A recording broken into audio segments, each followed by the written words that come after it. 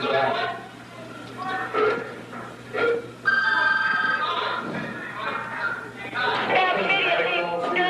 Medical on Cedar 3. Cedar. We need back in, we need medical. We're going to need SWAT. We're going to have that. Down here. Get that. Yeah. Duty officer, you need SWAT down here, full gear. Steven. Duty officer, go ahead and come back again. Here. This Johnny. Yeah. 1 and 2. Yeah. The shank went into 10.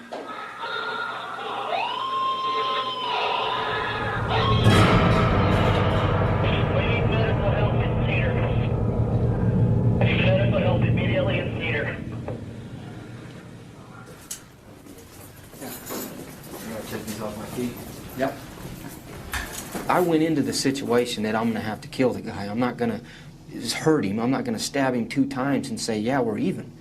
You know, because the philosophy in prison is, you know, you stab me, I kill you. I just stabbed the shit out of him, you know, until he didn't move anymore. The reason I said Troy Kell was one of the most dangerous people I've ever met is because Troy Kell, when you meet him and when you see him in a certain environment, is a very charming, charismatic, intelligent individual who certainly by no means looks like somebody who could commit a crime as heinous as he committed in this case. I've seen guys hesitate on not thinking something was serious, and it was serious, and they get themselves stabbed up or they get themselves fucked off. They get themselves killed. All the white supremacists were going, say hi to Troy, make sure, say hi, let Troy know that I said hi, and they were given the power, the white power symbol. Oh, sure. So. Well, and they like to mention that too because they want the status that's associated with him and his crime. Because they're looking to Troy, you know, he's our inmate god, and we're going to do anything we can to gain status with him because then that protects us within the institution. So they hold his shanks, they hold his brew, any contraband that he has, and he very subtly manipulates everything. And then to the administration, he wants to represent this clean image. Well, I'm not doing anything. You know, I'm not associated with these guys, but he still has his soldiers going out and performing these acts. Well, that's a good cleanup for them. I mean, they have to say that to really justify doing that to me. I mean, keeping me in the hole, restricting my movements, making sure that there's no real freedom for me to have, and maybe I'm not entitled to that. I mean, it's perspective of the individual. You know, some individuals think that, you know, he shouldn't have anything. Give him some bread and water and put him in a cage somewhere. And that's fine too. But don't expect the guy to be a nice guy and smile and to say thank you for the bread and water every time you bring it. You know, it's a double standard. They expect you to suck ass regardless of what they're running their face about. You suck ass long enough, pretty soon you start choking on shit.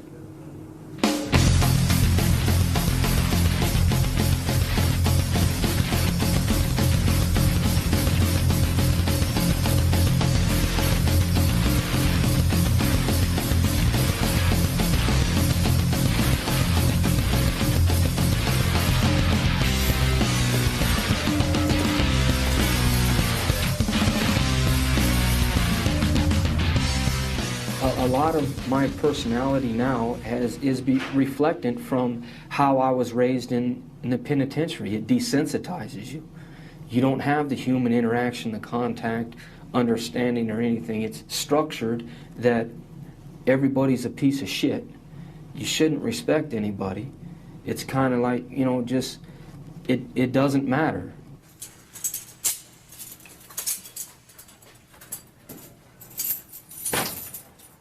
You have to realize why Troy Kell went to prison. And that being, at 18 years old, he concocts a scheme with a couple of his friends to take a young man he's never met before in his life, a young man named Cotton Kelly, take him out in the desert, take out a gun. Troy Kell takes out a gun and shoots him 6 times at close range in the face, killing him. after the killing, takes his wallet, and they go by a convenience store and buy liquor.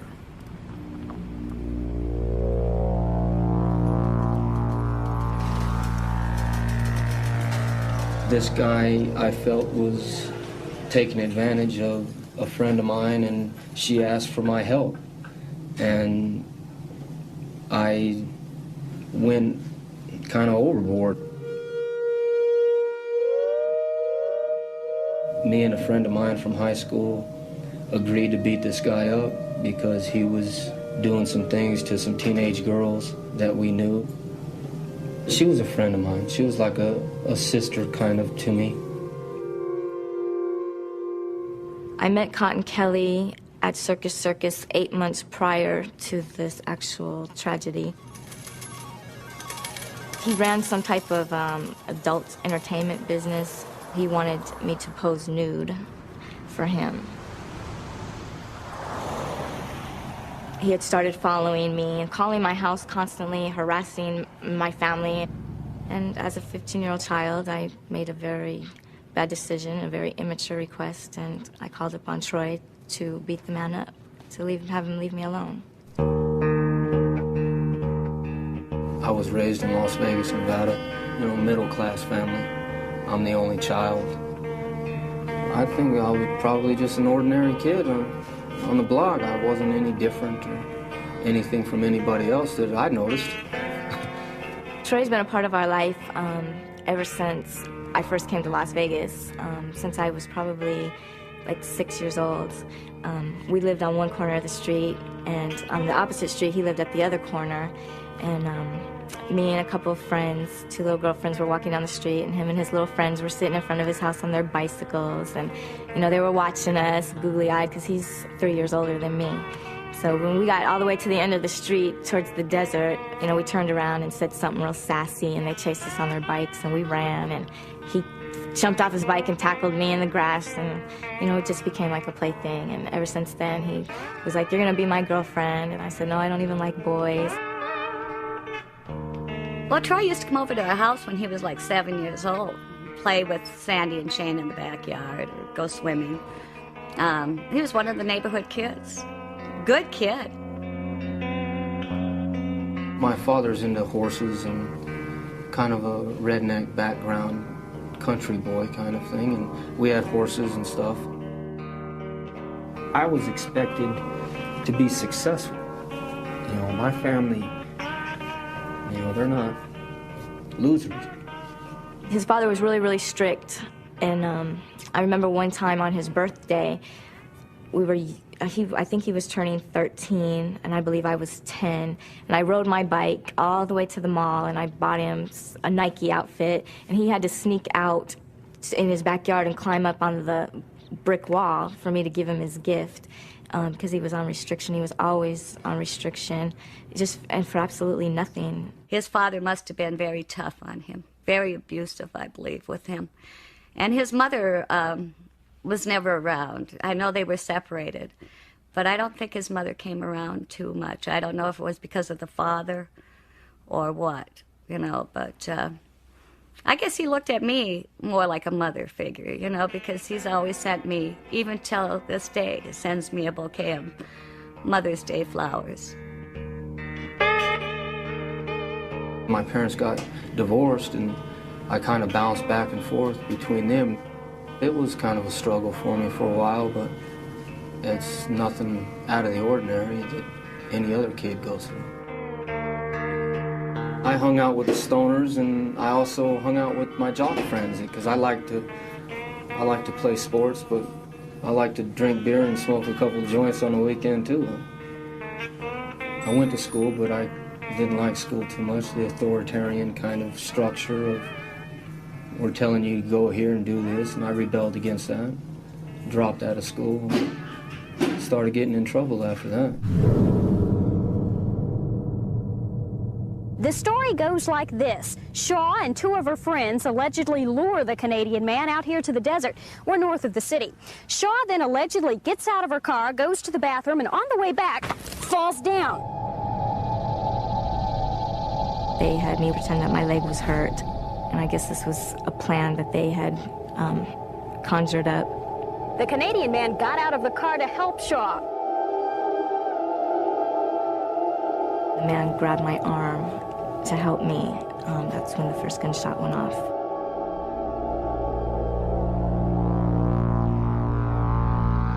For a reason that I can't really understand, I decided to bring a gun and shoot the man and kill him.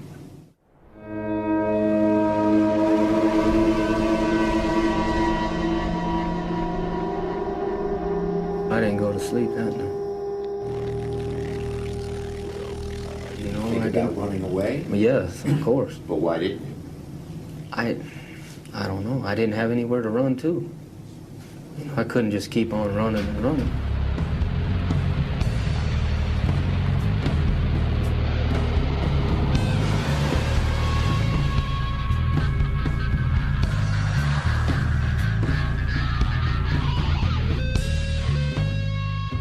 Police say this desert landscape near Rancho and Durango was the stage of a grisly show and tell this past week. Police say the three suspects spent a week going back and forth here in the desert, showing off the body to their friends. Then one of the small children who had seen the battered corpse got to feeling guilty and told police. Las Vegas Metropolitan Police Department called me at work at midnight and told me that they had Sandy downtown on a homicide. And I thought, oh my God, she hasn't gone through this again. When I was 13 years old, I was spending the night at a friend's house, and her stepfather went into a jealous rage and shot and killed her mother and her mother's two friends, and then killed himself. It changed my life.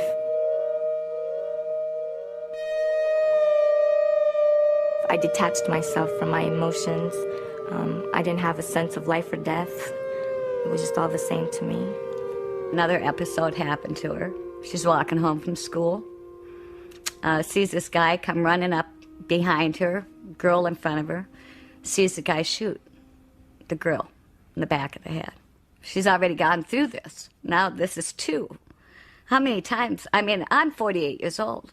I've never seen anyone in my lifetime get shot. I mean, what are the odds? So I went down and I find out that she's the one being charged with it. I can't tell you how bad that hurt. To know my daughter was involved and a man's life had been taken.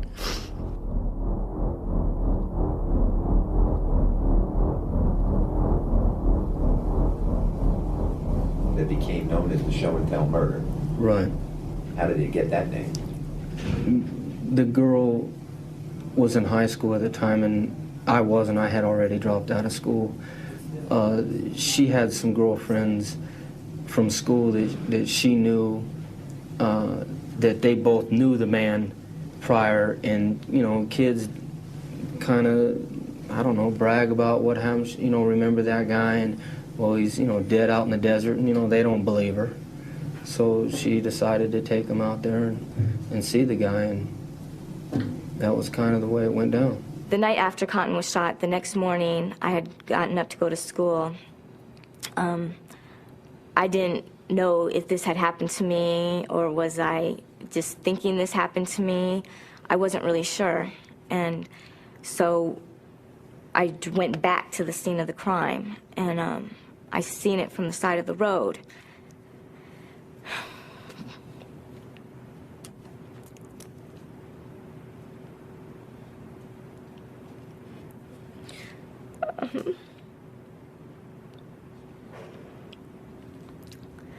But it still wasn't real.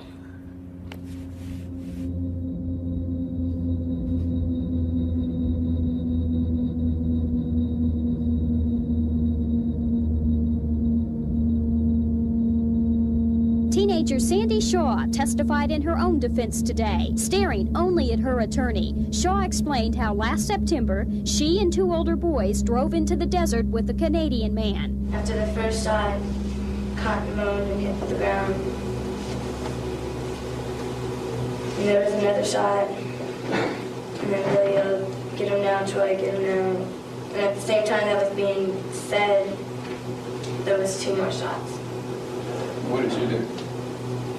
There was nothing I could do. It was all behind. Everything was behind me. I was on the ground. It was all behind me. What did you do? I was screaming. At the trial, they told the jury not to allow my angelic looks to fool them, that the person I appeared to be was not who I really was, that in fact I was a cold-blooded killer. How did that make you feel?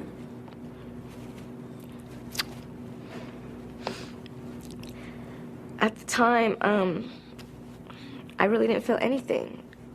Through that whole time of my life, I really didn't feel nothing. How do you plead, guilty or not guilty? Not guilty. And charging you with conspiracy to commit robbery, conspiracy to commit murder, robbery with the use of a deadly weapon, and murder with the use of a deadly weapon. How do you plead, guilty or not guilty? Not guilty. They offered me a life with the possibility of parole on a plea agreement, and being stubborn and kind of thinking I knew everything at the time, I didn't take it. I thought that 10 to 15 years was the rest of my life at 18 years old. And in reality, it's not. You know, you can start over again.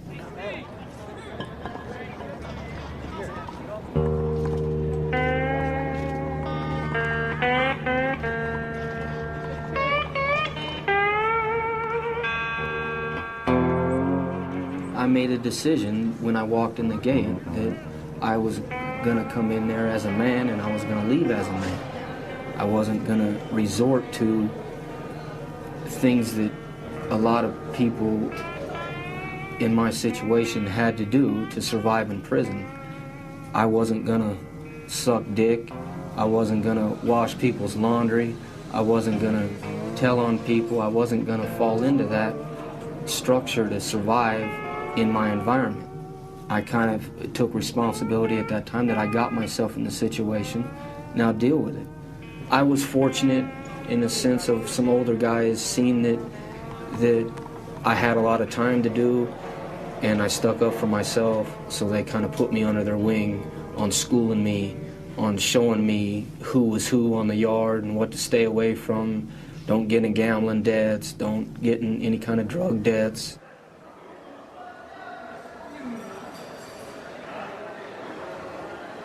You have predators. You have homosexual predators, you have extortionists, and a whole ball of wax, and they're going to test you. One incident, I ended up getting shot and stuff like that on the yard, and with a guy that was a notorious booty bandit.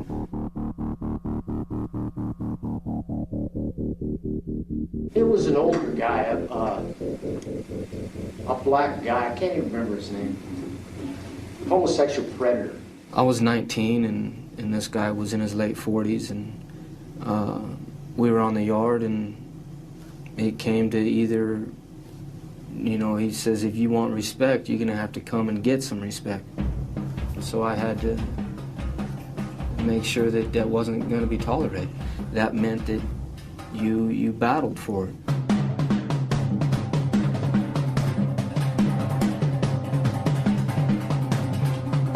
They break it up by shooting rounds at you from the waist. It's called skip rounding. I mean, it stopped the fight. It blew me off my feet, you know, because I mean, you're getting shot by a 12-gauge shotgun from like 30 feet away. So it blew me off my feet, and you know, the fight was over after that.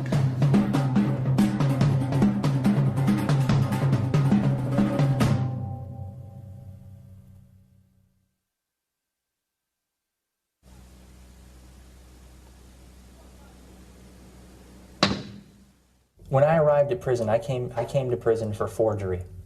I forged a $300 check. That's what I was in prison for. I was serving a sentence of a 1 to 15. I wasn't placed in like a minimum security prison for forgers. I was placed in a super maximum security prison for murderers.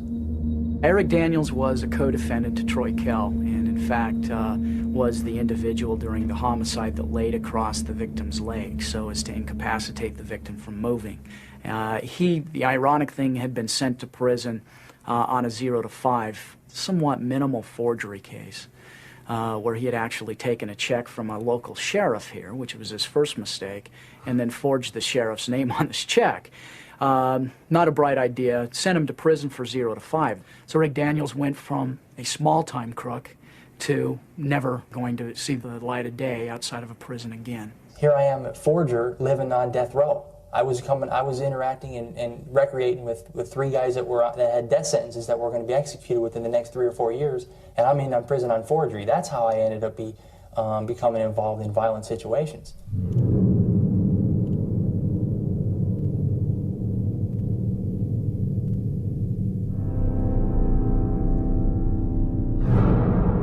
I felt my only avenue for relief was to lash out against the authority, and that's how I became involved with the riot. Don't tell me nothing yet, and we got a deal. Until they fucking fulfill their part of the deal, we ain't racking in, regardless. You feel slighted by the system because you're there in the first place, okay, and then that builds, okay, and that anger turns into resentment and then absolute bitterness. We want our fucking mail. Sorry, guys. I don't think they're that. So there's Baum and Daniel.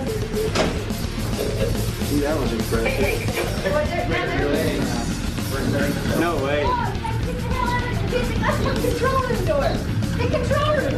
They're coming through. Yeah, they're coming through. Get out there. They're not going to take that. Bullshit. God. Attention all inmates in Cedars Section 1. Return to your cells now or extreme force will be used against you. Return to your cells now and lock up or force will be used against you. Their company is coming through. They're going to break that door. Yeah, they are. No. The caps are coming off. Hey, they're going to take that door. Okay, now what are they going to do? Teleport has been breached. SWAT. Can you guys get out there? Echo 102. Echo 102. The Sally Port section door has been breached. You start to think that the officer that's holding you there, the one that comes and feeds you your tray every day, is evil. First thing that comes to most people's minds is lash out. Do something violent. Back up, dude. Back up. Get out of that hole. Water's off. Oh, yeah. Michael, get your camera turned over.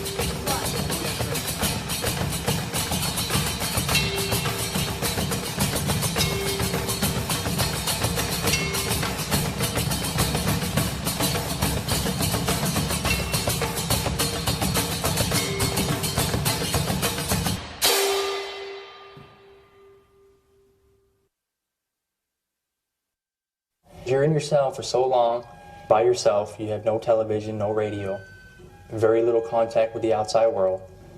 You develop different symptoms of mental illnesses. Paranoid, schizophrenic, anxiety disorders, impulsive behaviors, and because you have absolutely nothing to do in there all day long, I plotted and planned on what I was going to do to the administration when I got out of there.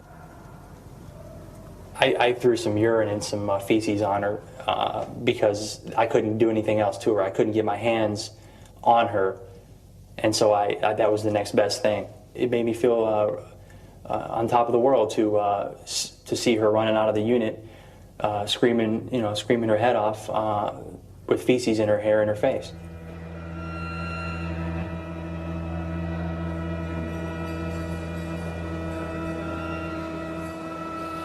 I got a phone call from some official in Utah. I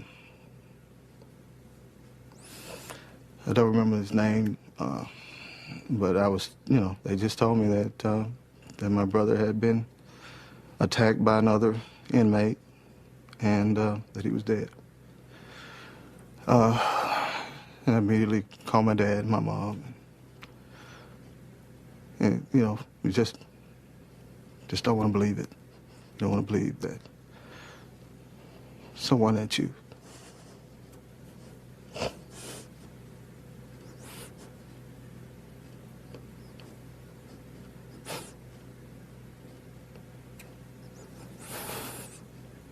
love is gone. This was a victim who had a quite storied past in Arkansas, had been in trouble with the law, including armed robbery, had some violent tendencies in Arkansas, and in fact had committed some assaults on guards in Arkansas, committed assaults on inmates in Arkansas.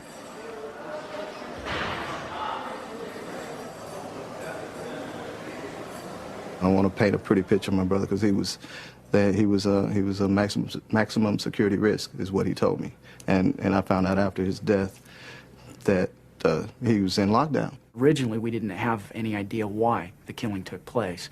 As we got into the case more and more, and we did more investigation, one of the more startling aspects of the case was that this was really just some racial hatred. The comments that Troy Kell made immediately after the killing.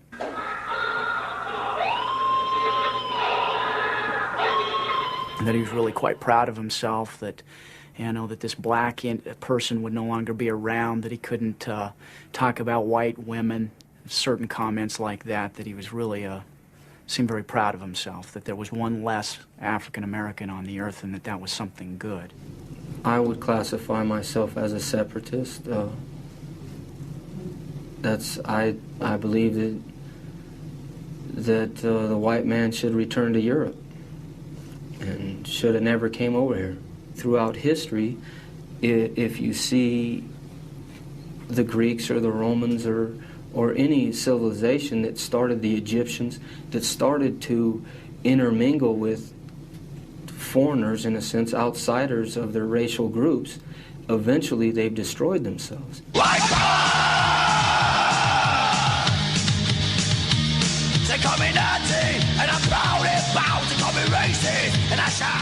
As we delved into the case, we found out fairly quickly that Troy Kell had very strong beliefs as a white supremacist. The white supremacist group, or gang, if you want to call them that, is significant, and probably the most significant single group or gang we've got in our prison. Prison has a tendency to, you know, force an individual, someone who's impressionable as I was, young, to identify with the group and or a certain ideology. And I found that in the white separatist movement. And I felt like I belonged. I felt like I climbed a mountain, reached, got to the top, planted the flag, and I was home. It's born out of fear. Fear of knowing another race, keeping your distance from another race. With any kind of white guy that stands up for, you know, his people, he's looked upon as some type of racist race hater, and that's not the case. In the majority of the people, do you hate Jews? No, it doesn't concern me at all. I mean, maybe people's actions is what I don't like. I mean, they might choose to do certain things, but there's more, you know, white people that need adjusting than anybody else.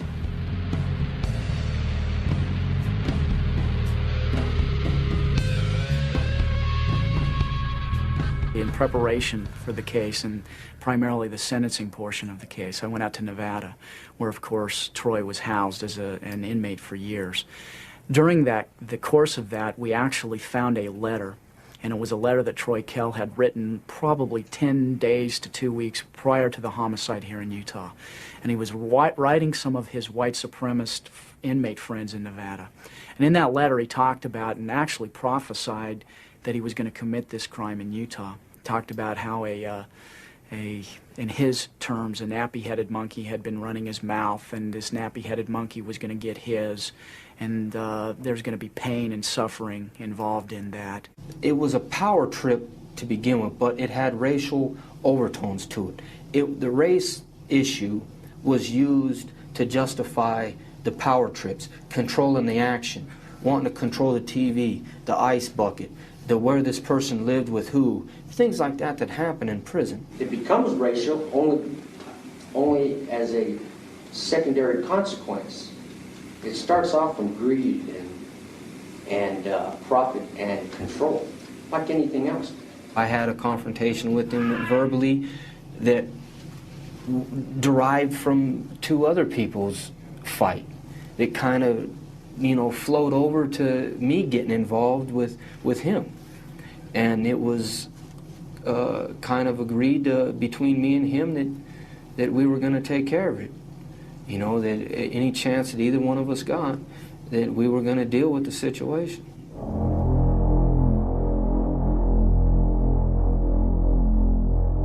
I prepared. I got a knife and I got a handcuff key.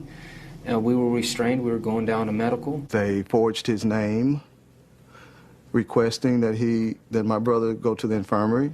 I filled out what they call a medical request slip for Blackman to get him out of his cell on a particular day.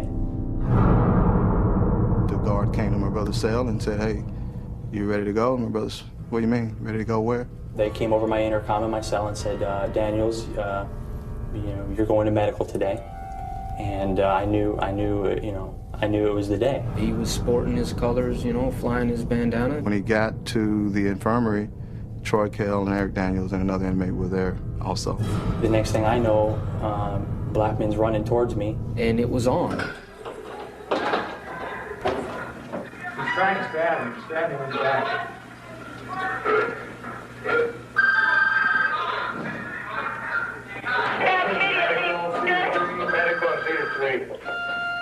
I knew that it was a strong hit because of the color of the blood, and it's dark, and that's a sign that where you got an artery or a vein or something like that. You need to SWAT down here, full gear. Stephen. Hey, officer, go ahead, come back again. Here. This Johnny. Yeah. 1 and 2. SWAT, full gear in Cedar 3 now. Section 3 here.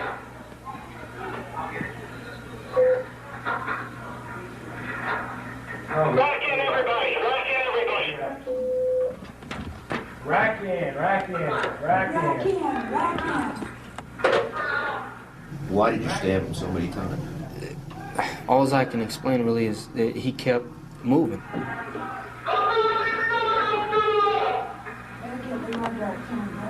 I just stabbed the shit out of him, until he didn't move anymore. Then I ended up stabbing the man to death. The shank went into 10.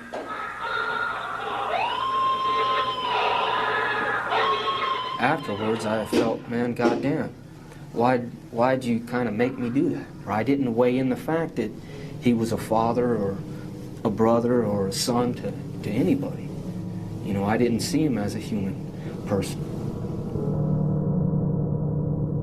The prison guards saw this happening. There were civilians there. The guard ushers them out. They then go and get into full riot gear. My brother's still being stabbed. We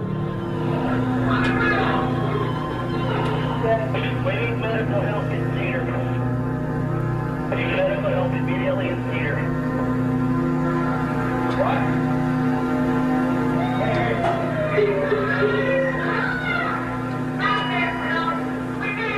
They come in, and then they grab Kel and this other guy.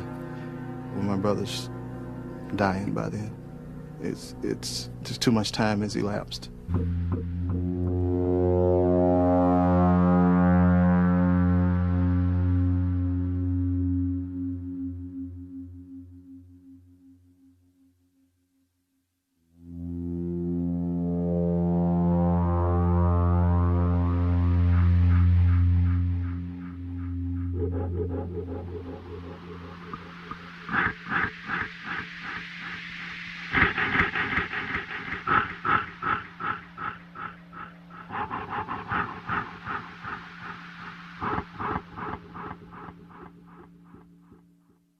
I will tell you that I've never seen anything like that in my life.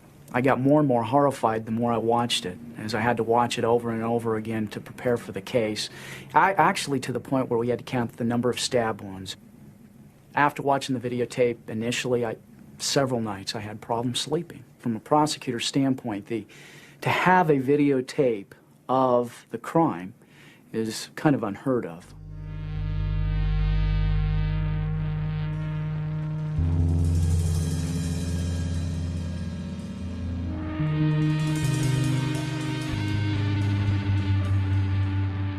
My father and I went to Utah for one reason only, and that was to try to make a change. We wanted to talk to the prison officials. We wanted someone to tell us that they were going to change the procedures. That's why we went, to ensure that what happened to my brother didn't happen to another inmate. Troy Kell did take the stand. He was very articulate, very intelligent, and was able to bring up emotion, which at the time appeared to be genuine. And in fact, he addressed the victim's family, who happened to be in the audience from Arkansas. From the witness stand, he asked if, after he finished testifying, if he could talk to me and my dad one-on-one and sit down. And he said, sit down as men and talk. Told them how sorry he was that he had killed their son, their brother. And he actually was crying at the time, which I've got to say, as a prosecutor, it was one of the more remarkable events I had seen from a defendant testifying on the stand. There were, like, I think 8 women on the jury and 4 men, and I kind of looked over it when he was testifying, and some of the women were crying. Fortunately for us, before Troy Kell had taken the stand to testify, he had told 2 of the guards that were transporting him to and from the courtroom, watch this, I'm going to win an Academy Award. In other words, he was going to get on the witness stand and just lie. Yeah, I was fighting for my life. I did what I had to do to try to save my life. But I didn't, the emotional part of it was genuine to his family. Because the way I live my life, eventually somebody, if the state doesn't kill me, eventually someone will get me, you know, because of the way I live my life. It's just a part of it. And my family accepts that. And I accept that. But the thing is I would want somebody to show my father the respect that that I think he's got coming. You know, that's all I can really say about that. So, if I understand you right, you're saying that you meant what you said to that father. That wasn't an act. That wasn't fake. No, I meant what I said to him. I mean, they want to downplay it because they're fighting to win the case. I put the guards back on the stand, and the guards ended up testifying as to this conversation they had had with Troy Kell about winning an Academy Award.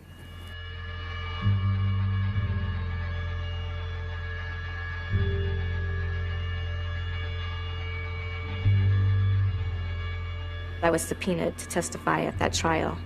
Although I wish he would have done things a lot differently, I don't know if I can, I can't pass judgment upon him for the things he's done. I don't agree with the things he's done. I don't like the things he has done. But I cannot judge him for the things he has done because I don't live like he lives, and I don't walk in his shoes, and I don't feel what he feels.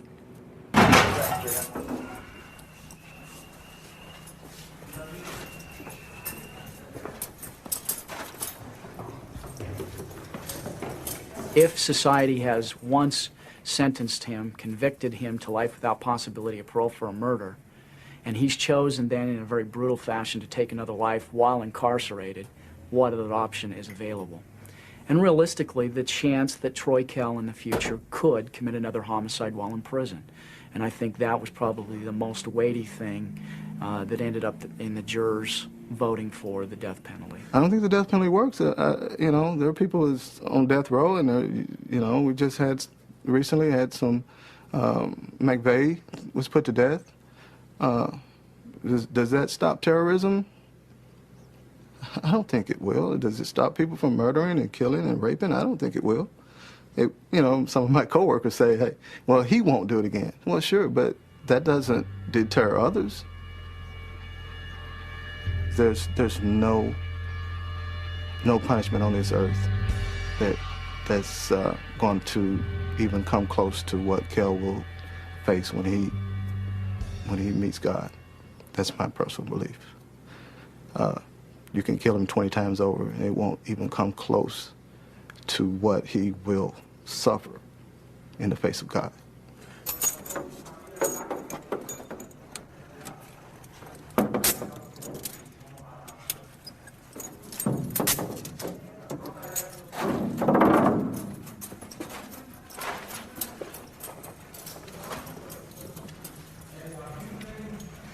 I don't believe in the heaven and hell thing. It's a control mechanism to control the masses, and it's run by fear.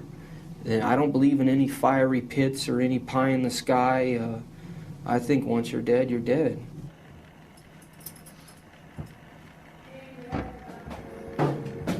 And when my life is over,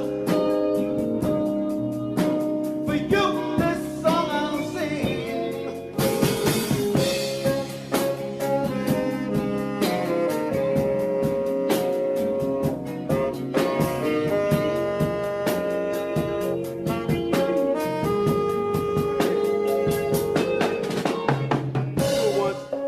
Eric's gonna come in. When Eric come in on the second time he do his line, that's when the whole band come in. All right, let's try it.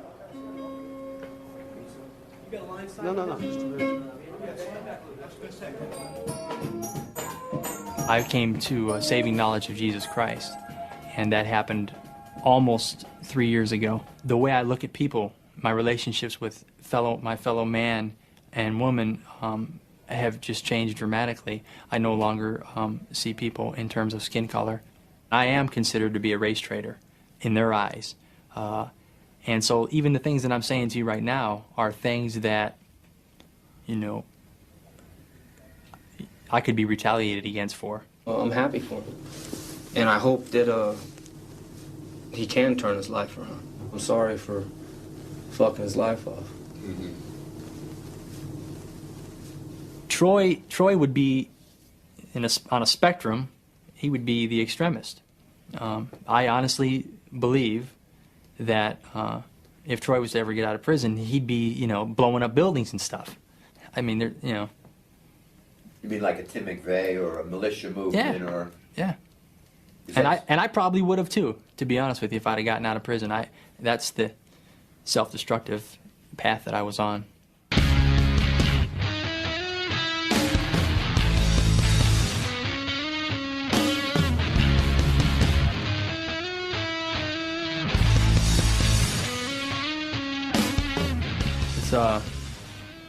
The 8th letter of the alphabet is H.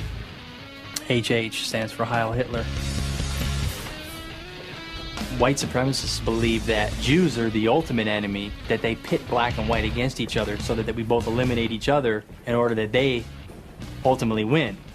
And that's the whole philosophy in a nutshell. Yeah, the banks, the media, you know, they subliminally inject thoughts and opinions into people's minds, and those opinions are all favorable for the Jewish agenda and all that nonsense. And the thing is, I see it now as nonsense, but I'm telling you, I bought into it. I think that there's some merit to that if you look at the people that are calling the shots, and I think it's definitely not coincidental.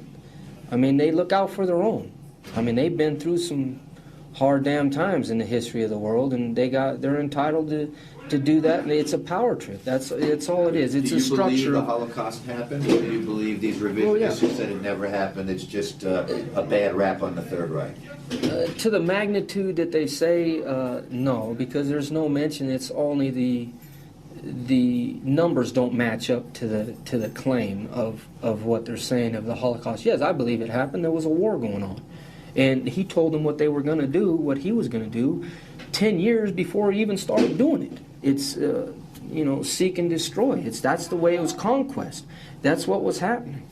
I mean, that's just the way it went. I mean, that's how nations were built, was by force.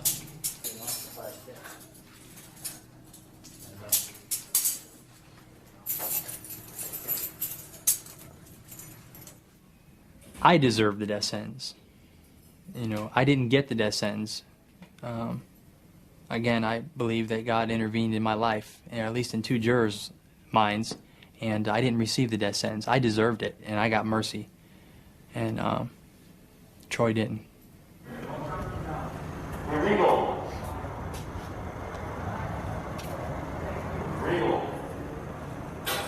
I've only been here for one execution, and it happened to be the firing squad. And to me, it seemed a cleaner, a faster way to go. The man didn't experience any kind of because they think it's like a medical thing. I got a problem with the way, I don't have a problem with the death penalty, okay? It's in the sense of that's the penalty. But when they try to, make it like a medical procedure, like they're going into like an operation or something like that, show it for what it is. You're killing a guy, regardless of the justification. We can all justify our actions in one form or another. The fact is, you're killing a guy. So show it for what it is. That's what it is. I think they should take it down to the Delta Center and show the public what exactly is going on. When he first entered the system, he was 18 years old. He was a handsome man. He was an intelligent man. And I remember him telling me, I'm entering as a man and I'm going to remain a man. And I believe he's done that. I still wake up to this day and I cannot believe I'm here. This is what my life has amounted to. I have spent over half my life in prison. My adult life has been in prison, And it's just really hard. And sometimes I wonder, will I ever get a driver's license, Will I ever get to go buy furniture for, a house? Am I ever gonna, Click on mouse invaders and click OK. I hope and I pray that one day I will be given a second chance. I was an unhealthy child. I was a lost child.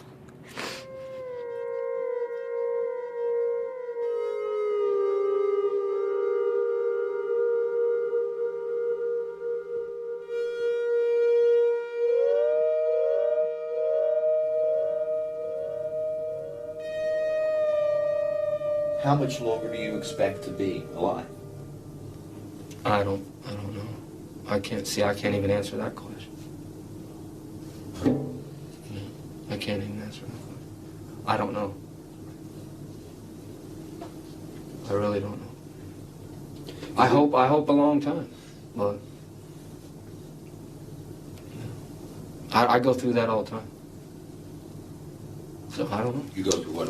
I go through with making the decision of, living through this shit or not. Because I fucked my life off. So, I've been pissed off since I've been 18 years old.